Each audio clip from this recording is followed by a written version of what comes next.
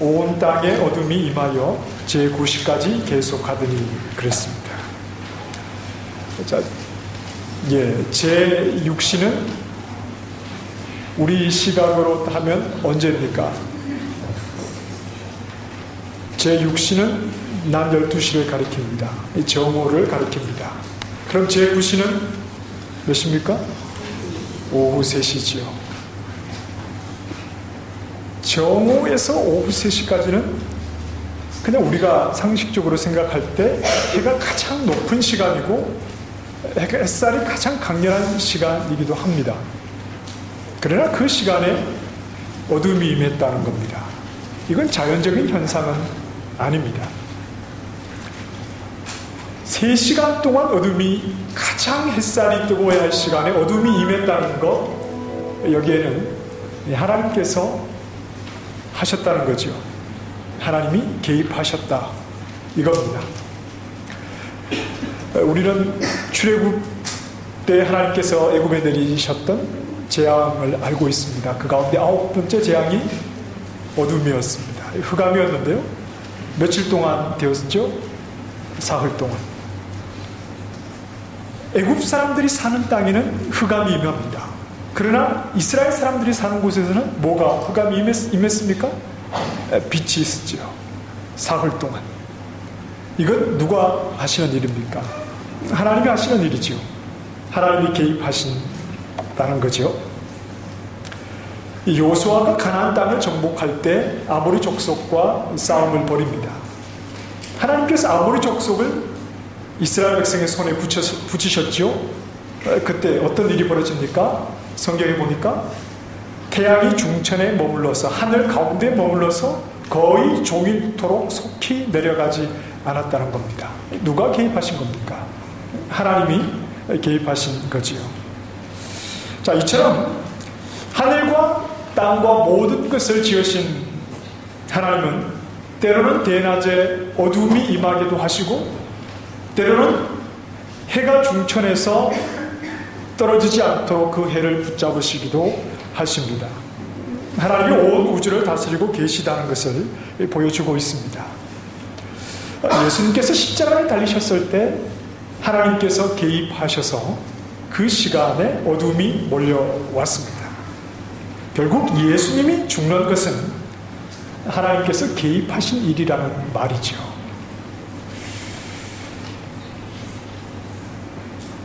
어린아이들을 키우다 보면 뜻하지 않은 사고가 일어나는데요. 그 사고의 많은 부분은 가정에서 일어난다고 합니다. 집안에서 말입니다.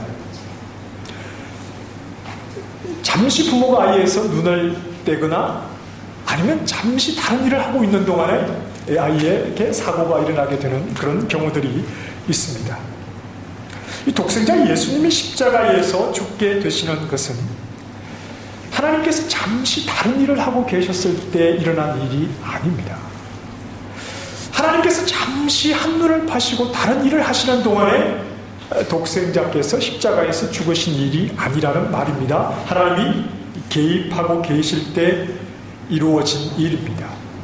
십자가에서 독생자가 죽으시는 그 사건은 하나님이 다 지켜보고 계시는 가운데 일어나신 일이요, 예수님이 십자가에서 죽으시는 그 일은 모든 것을 아시고 모든 것을 바라보고 계시는 하나님의 가슴 한복판에서 이루어지고 있는 일이었다는 말입니다.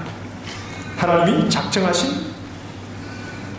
일이었고 하나님이 이루시는 일이었고, 다시 말해서 아들의 죽음은 아버지가 의도하신 일, 하나님이 깊숙이 개입하고 계시는 가운데 그 아들이 죽는 일이 벌어지고 있다는 말입니다.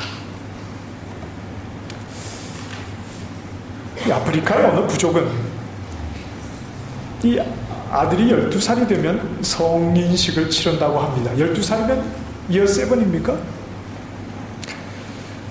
어떻게 성인식을 치렀냐 하면 12살이 된 아들을 해가 달이 뜨지 않는 밤에 말입니다. 저녁 6시에서 아침 6시까지 달이 뜨지 않는 캄캄한 밤에 혼자서 숲속에 보낸다는 겁니다.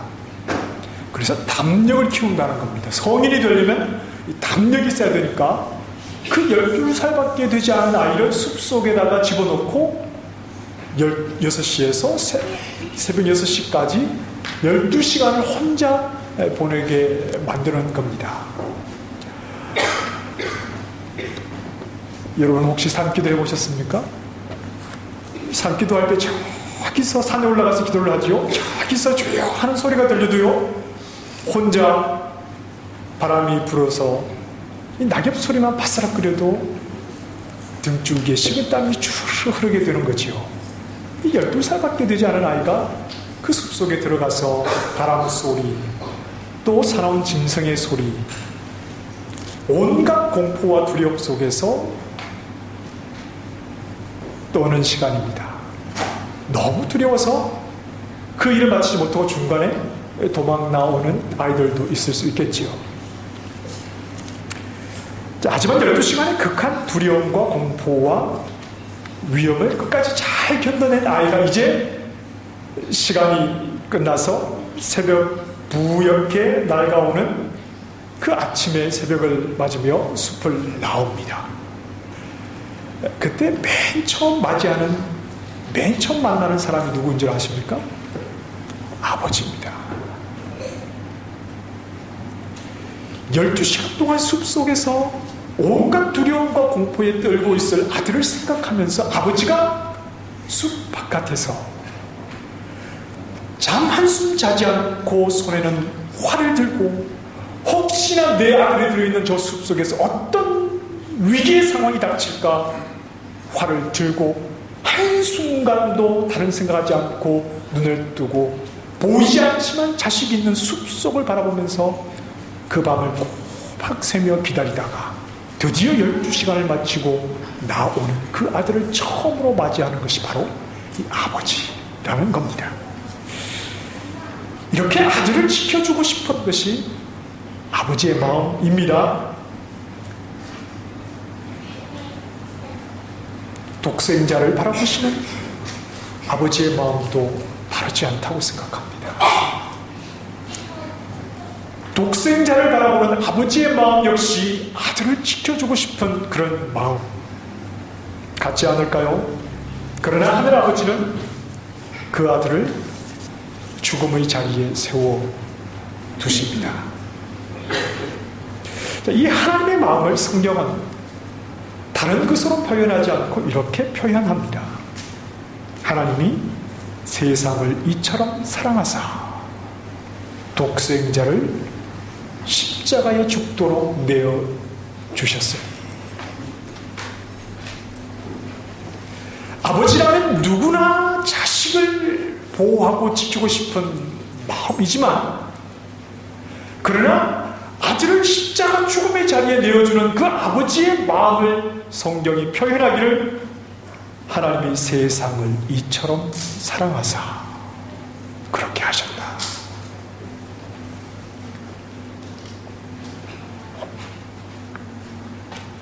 그 세상에는 누가 있는 겁니까?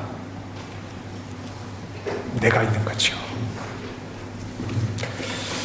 우리에게 죽음이라고 하는 것은 끝을 의미합니다. 옛말에 이런 말이 있죠. 살아있는 개가 죽은 정승보다 낫다, 이런 말이 있습니다. 이 정승집에 개가 병이 들었더니 사람들이 문전성시를 이루는 겁니다. 그 개, 정승집의 개가 병이 들었다고 사람들이 그냥 발 디딜 틈 없이 정승집을 드나들면서 그 개가 빨리 낫기를 바랐다는 거죠. 그런데 막상 정승이 죽고 보니 그 문 앞은 한산했다는 겁니다. 찾아오는 사람이 없었다는 겁니다. 죽었는데 찾아갈 이유가 없다, 이거지요. 아무리 정승이라 해도 살았을 때 정승이지 죽은 뒤에 그것이 무슨 소용이 있느냐, 이런 말입니다. 우리 예수님께서 부활하시고 하늘로 올라가신 뒤에 제자들이 부지런히 다니면서 예수 그리스도 십자가 죽음과 부활에 대해서 전하고 다녔습니다. 그랬더니 산에 들인 공회가 모여서 제자들이 이 일을 어떻게 하면 좋을까를 논의를 하지요. 예수는 메시아 아니라고 생각하는데 자꾸 제자들이 예수는 메시아다라고 말하고 다니니까 이 일을 어떻게 하면 좋겠느냐는 겁니다. 그때 율법 교사였죠. 백성들에게 존경을 받던 가말리엘이 이런 말을 하지 않습니까? 사도행전 5장에 보면 이전에 드다라고 하는 사람이 있지 않았느냐. 그가 자기 자신을 메시아라고 했을 때 한 400명 정도가 정말 그런 줄 알고 따라다녔는데 드다가 죽고 나니까 따라다니던 모든 사람이 다 흩어지고 말았다. 그리고 갈릴리의 유다라고 하는 사람 역시 그가 메시아인 줄 알고 많은 사람들이 따라다녔는데 그도 죽자 따라다녔던 모든 사람들은 흩어지고 말았다. 그 사실을 알고 있지 않아요. 이제 예수를 메시아로 믿고 따르는 제자들도 예수가 죽었으니 곧 흩어질 것을 염려하지 마라. 그런데 흩어지지 않고 예수가 죽은 뒤에 오히려 더 많은 사람들이 예수를 따르게 된다면 이것은 하나님이 하시는 일이니까 너희들이 하나님을 대적할 수는 없지 않겠느냐, 이런 말을 합니다. 그러니까 예수님의 죽음은 끝이 아니라 시작입니다. 하나님이 개입하셔서 일어난 독생자의 죽음을 통해서 하나님은 우리 죄인들과의 관계를 비로소 시작하신다는 것, 이것을 우리에게 보여주는 거지요. 자, 다시 한번 생각해 보십시다. 대낮에 어둠이 임했다는 것.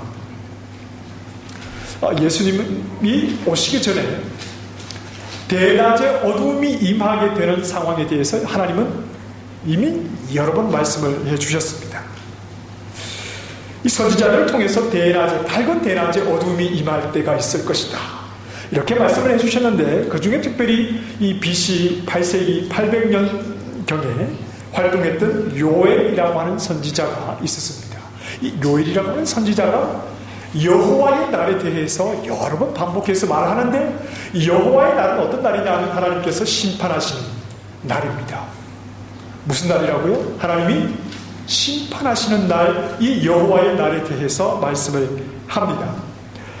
그런데 요엘이 여호와의 날에 대해서 말씀하면서 그 여호와의 날이 어떤 현상을 가져올 것인가에 대해서 가장 일반적으로 나타나는 현상이 바로 어둠이라고 말을 했습니다. 어떻게 화면에 나옵니까? 안 됩니까? 예, 다 준비가 됐는데 컴퓨터가 좀 문제가 있는 것 같습니다. 그래서 요엘서 2장 2절에 보면 여호와의 날을 이렇게 말합니다. 어둡고 캄캄한 날이요, 짙은 구름이 덮인 날이다. 여호와의 날은 어둡고 캄캄한 날, 하나님의 심판이 임하는 날이 그렇다는 겁니다. 또 요엘서 3장 15절에 보면 역시 해와 달이 캄캄하며 별들이 그 빛을 거두도다 그랬습니다. 해와 달이 캄캄해지는 날. 그리고 아모스 8장 9절 말씀에 보면 해가 대낮에 빛을 잃고 백주에 땅이 캄캄해지는 일이 일어난다고 역시 여호와의 날, 하나님의 심판이 임하는 날에 대해서 선지자들이 이렇게 말합니다. 자, 이런 선지자들의 말씀을 알고 있던 유대인들이 실제로 대낮에 어둠이 임했다는 것을 그들이 경험한다면 그들은 분명히 머릿속에서 무엇을 생각할까요? 요엘 선지자가 이야기했던 그 여호와의 날이 지금 임하는 것은 아닌가, 이런 생각을 자연히 할 수밖에 없는 것입니다. 이것은 어쩌다 한 번씩 일어나는 그 달이 해를 가리는 그런 일식을 가리키는 것이 아닙니다. 지금 하나님이 개입하셔서 독생자 예수 그리스도의 죽음이 일어나고 있고, 그리고 그 시간이 3시간 동안이나 대낮에 어둠이 임했다는 것은 지금 그 시간은 하나님의 심판이 임하고 있다는 말입니다. 누구에게 하나님의 심판이 임한다는 겁니까? 물론 모든 죄인들에게 하나님의 심판이 임하겠지만 이것은 모든 죄인들을 대신한 한 사람에게 하나님의 심판이 임하고 있는 겁니다. 그분이 누굽니까? 예수님입니다. 십자가에 달린 독생자 예수님입니다. 나무에 달린 독생자 예수님에게 지금 하나님은 심판을 행하고 계시는 거지요. 우리가 잘 아는 신명기 21장 말씀, 나무에 달린 자는 하나님께 무엇을 받은 자입니까? 저주를 받았죠. 예수 그리스도께서 십자가에 달리신 것이 하나님으로부터 저주를 받은 것이다라는 사실을 사도 바울은 다시 한번 이렇게 말합니다. 갈라디아서 3장 13절에 보면 그리스도께서 우리를 위하여 저주를 받은 바 되사, 그리스도께서 우리를 위하여 저주를 받은 바 되사 율법의 저주에서 우리를 속량하셨으니 기록된 바 나무에 달린 자마다 저주 아래에 있는 자라 하였습니다. 예수 그리스도께서 하나님 앞에서 나무에 달린 저주를 받으시고 예수님께서 저주를 받으심으로 지금 하나님은 예수님에게 심판을 임하시며 그 심판을 어둠을 통해서 분명하게 나타내고 계시는 겁니다. 자, 그럼 하나님이 독생자에게 내리시는 심판, 하나님이 내리시는 저주는 무엇입니까? 오늘 본문 34절 말씀을 보시면 예수님이 이렇게 크게 소리 지르시지요. 엘리 엘리 라마 사박다니, 나의 하나님 어찌하여 나를 버리셨나이까. 하나님이 예수님께 내리신 저주 심판, 그것은 바로 버림입니다. 아들을 버리셨다는 겁니다. 이것은 분리되었다, 하나님으로부터 분리되었다는 것을 말씀합니다. 제2차 세계대전에 때 이 독일군이 자꾸 런던을 공습을 합니다. 그래서 많은 사람이 죽었겠죠. 그런데 이 런던에 사는 어른들만 죽은 것이 아니라 그냥 하늘에서 폭탄을 쏟아부으니까 이 어린 아이들도 많이 죽게 되었습니다. 그래서 영국 정부에서 어떤 결정을 내렸느냐 하면, 우리 아이들은 우리나라의 미래인데 이 아이들을 안전하게 좀 지키는 것이 좋겠다. 그래서 이 공습이 도시를 중심으로 이루어지지 시골에는 공습이 없지 않습니까?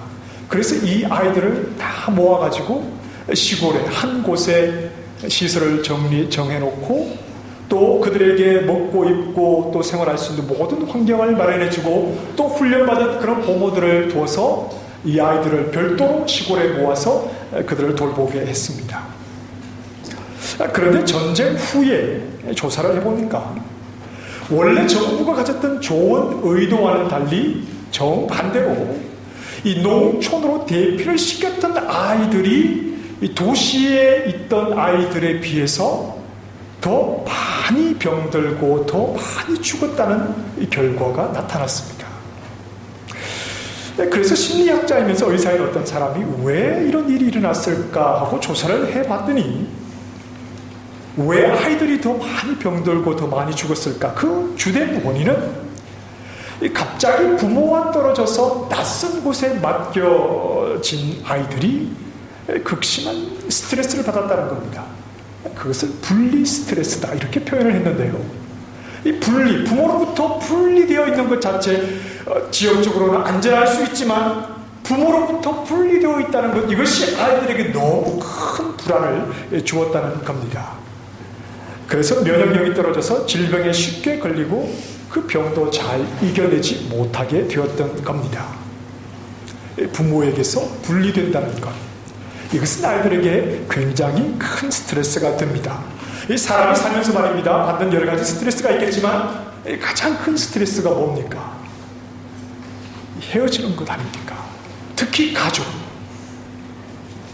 그 중에서도 배우자가 어떤 질병이나 사고로 목숨을 잃게 될 때, 사별을 하게 될 때, 이것은 견딜 수 없는 큰 스트레스, 큰 아픔이 되는 것입니다. 이처럼 헤어지고 분리되는 것이 스트레스가 되는 이유는 우리 사람은 하나님의 형상을 따라서 지음을 받았기 때문입니다. 성부, 성자, 성령, 이 삼위일체의 공동체적 존재로 계시는 그 하나님의 형상이 우리에게도 있기 때문에, 그래서 혼자로 하는 것이 하나님 보시기에 좋지 않았기 때문에 함께 있다가 떨어지는 것, 함께하지 못하고 분리되는 것, 이것이 이 사람에게는 굉장한 스트레스로 다가오게 된다는 겁니다. 그건 하나님에게도 고통인 겁니다.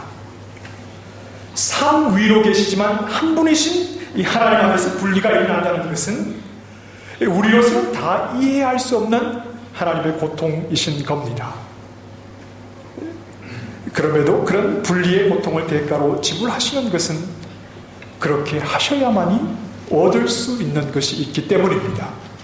오늘 38절 말씀에 이에 성소 휘장 위로부터 아래까지 찢어져 둘이 되니라 그랬습니다. 성소의 휘장이 위에서부터 아래로 찢어서 둘이 되었다. 이것은 분리되었던 것을 하나님께서 처리하시겠다. 분리되었던 것을 없애버리시겠다, 이런 의미지요. 성소와 지성소를 막아두었던 휘장을 찢으심으로 죄인들과 분리되었던 관계를 하나님께서 없애버리시고자 독생자와의 분리를 마다하지 않으신 겁니다. 하나님께서 아들 독생자를 버리심으로, 아들을 버리심으로 아들과 분리되는 고통 속에 거하신 이유가 무엇입니까? 그것은 휘장을 찢으시기 위해서 그랬다는 겁니다. 더 이상 죄인들과의 분리된 관계 속에서 사는 것이 아니라 죄인들과의 분리되었던 모든 것을 없애버리기 위해서 하나님은 아들과의 분리를 결정하신 겁니다. 이건 처음부터 하나님이 가지고 계신 의도였습니다. 그래서 시내산에서 모세에게 성막을 지으라고 하시면서 그곳에 성소와 지성소를 구분하는 휘장, 두꺼운 커튼을 만들게 하셨지요. 1년 단 한 차례 대속죄일이 되면 대제사장이 죄인들의 저주를 대신 받아 죽은 짐승의 피를 가지고 그 휘장 아래로 기어서 들어갑니다. 지성소한 하나님의 임재가 있는 그 언약궤 위에 피를 뿌리면서 그 피가 자기 자신의 피, 곧 자기 자신의 죽음임을 고백해야만, 다시 말해서 산채로는 감히 하나님 앞에 나올 수 없는, 하나님께 나아가기는 너무나 더러운, 너무나 거리가 먼 죄인이라는 것을 고백했어야 했지요. 거룩하신 하나님께 아무 때나 내 마음대로 내가 원하는 시간에 들어갈 수 없는 철저히 분리된 자라는 것을 보여주는 것이 바로 성소의 휘장이었습니다. 그러나 이제 그 성소의 휘장을 위에서 아래로 하나님이 찢으셨다는 것은 하나님과 죄인들 사이에 가로막혔던 분리가 더 이상 있지 않다는 말입니다. 하나님께 다가갈 수 없었던 죄인들이 이제 얼마든지 하나님께 나아갈 수 있고 언제든지 하나님께 다가갈 수 있는 자격을 얻었다는 말입니다. 누가 변했기 때문입니까? 누가 바뀌었기 때문에 이런 일이 일어나는 겁니까? 하나님은 여전히 거룩하시지만 죄인이었던 우리, 죄로 더러웠던 우리, 하나님의 저주를 피할 수 없었던 우리의 저주를 예수님이 대신 받아 우리의 모든 더러움을 가져가시고 아버지 하나님과 함께 계셨던 자신의 의로움을 우리에게 값없이 선물로 주셨기 때문에 휘장이 더 이상 필요 없는, 더 이상 하나님과 분리가 필요 없는 그런 관계가 되었다는 말씀이지요. 그래서 히브리서 10장에 말씀합니다. 그러므로 형제들아, 우리가 예수의 피를 힘입어 성소에 들어갈 담력을 얻었나니 그 길은 우리를 위하여 휘장 가운데로 열어놓으신 새로운 살 길이요 휘장은 곧 그의 육체니라. 하나님의 아들을 버리신 이유가 무엇입니까? 하나님이 아들을 버리신 이유가 무엇입니까? 그것은 나를 얻기 위해서 그렇게 하신 겁니다. 함께 있던 아들을 저주의 자리에 버리면서까지도 저주의 자리에 있던 나를 하나님께로 가까이 끌어당기기 위해서 하나님께서는 아들을 버리셨다는 말입니다. 이것이 하나님이 개입하셔서 아들을 죽음으로 이끄신 아버지의 의도였고, 아들 예수님도 기꺼이 이 일을 위해서 몸을 입고 죄인의 모습으로 이 땅에 오셨지요. 그래서 우리가 잘 아는 대로 마가복음 10장 45절에 인자가 온 것은 섬김을 받으려 함이 아니라 도리어 섬기려 하고 자기 목숨을 많은 사람의 대속물로 주려 함이라. 이렇게 말씀을 하신 것입니다. 이 일은 이미 오래전부터 하나님이 계획하셨던 일이고, 그리고 아브라함을 통해서 약속하셨던 일이고, 모세를 통해서도 약속해 주셨고, 그리고 그 약속이 정말 약속하신 그분이 오시기까지 유효하다는 것을 계속해서 확인시켜 주시기 위해서 짐승의 피를 가지고 죄의 사함을 받는 이런 은혜의 법칙을 말씀해 주셨고, 마침내 약속하신 예수 그리스도가 오셔서 단번에 자기 자신을 제물 삼아 피 흘리심으로 하나님과 우리의 분리가 더 이상 없어졌다는 것을 분명하게 우리에게 말씀해 주시는 겁니다. 1년 전에 약속한 것을 잊지 않고 지켜주면 우리는 그 사람에게 참 고마움을 가집니다. 결혼할 때 했던 약속을 한 30년 동안 살면서 변함없이 그 약속을 지켜주는 남편이나 아내가 있다면 참 고마운 거지요. 더 이상 믿을 수 있는 사람이 없지요. 정말 믿음직스럽고 신뢰하고 사랑할 수밖에 없는 겁니다. 하나님은 우리에게 약속하신 것을 잊지 않고 항상 지켜주셨지요. 약속해 주신 대로 반드시 그 일을 이루시는 우리 하나님은 정말 신뢰할 수 있는 분이고, 미쁘신 분이고, 사랑할 수밖에 없는 분이고, 또 우리가 의지할 수밖에 없는 분입니다. 바울이 이렇게 고백을 합니다. 이제 내가 육체 가운데 사는 것은 나를 사랑하사, 이제 내가 육체 가운데 사는 것은 나를 사랑하사 나를 위하여 자기 자신을 버리신 하나님의 아들을 믿는 믿음 안에서 사는 것이라. 이제 내가 육체 가운데 사는 것은 나를 사랑하사 나를 위하여 자기 자신을 버리신 하나님의 아들을 믿는 믿음 안에서 살아가는 것이라. 아빠가 자녀에게 이런 말 합니다. 얘야, 사랑한다. 그러면 아빠는 그 아이에게 어떤 말을 듣고 싶은 것일까요? 아빠, 저도 사랑해요.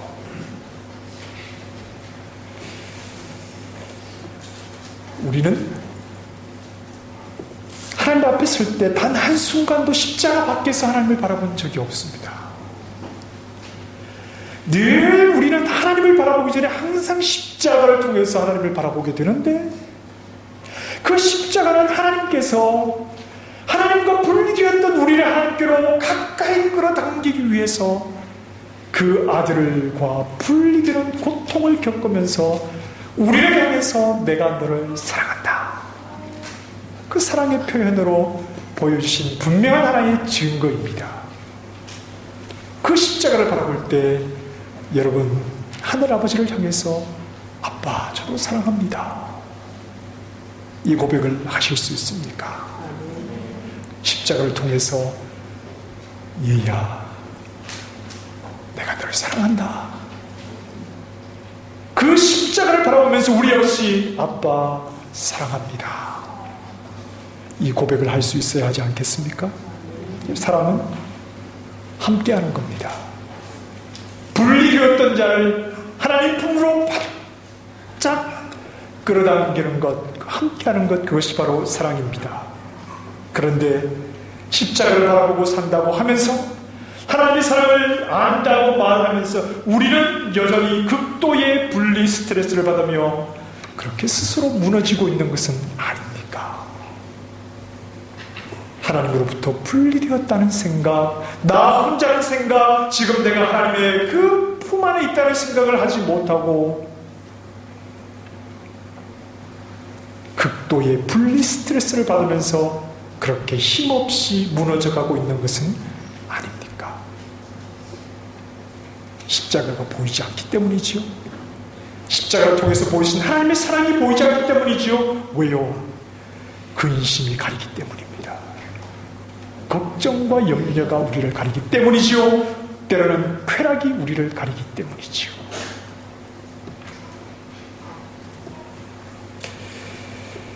지금 서 있는 그 자리에서 우리는 고백할 수 있어야 합니다. 주님 사랑합니다. 하나님 사랑합니다. 그리고 더 이상 우리가 하나님과 분리되지 아니하고 우리와 함께 하시는 하늘 아버지의 품 안에 안겨서 이렇게 고백할 수 있어야 되겠죠. 제 모습 이대로 받아주시옵소서. 저를 품으신 하나님, 제가 서 있는 상황이 어떠하든지 제 모습 이대로 받아주시고 이 자리에서 저를 품으신 하나님을 고백하게 하여 주시옵소서. 하나님을 향한 사랑, 나와 함께 하시는 하나님, 무엇보다 그 사실을 분명하게 고백하는 하나님의 사람 되게 하여 주시옵소서. 하나님이 우리에게 주시는 가장 큰 선물은 우리와 함께 하심입니다. 하나님이 함께 하시면 괜찮은 것 아닙니까? 하나님으로 분리된 그 하나님 나와 함께 하시지 않는 것 같은 그 분리 스트레스 속에서 그렇게 무너져 가지 마시고 함께 하시는 하나님을 십자가를 통해서 분명하게 고백하시면서 함께 하시는 하나님을 의지함으로 모든 어려움을 잘 극복해 가실 수 있기를 바랍니다. 영원히 함께 하시는 하나님을 찬양하다가 이 땅에서 또 우리를 이끄실 때 영원히 주님 앞에 나아가 함께 하시는 하나님을 마음껏 높여 찬양하는 믿음의 종들이 다 되기를 주님의 이름으로 축원합니다. 기도하겠습니다.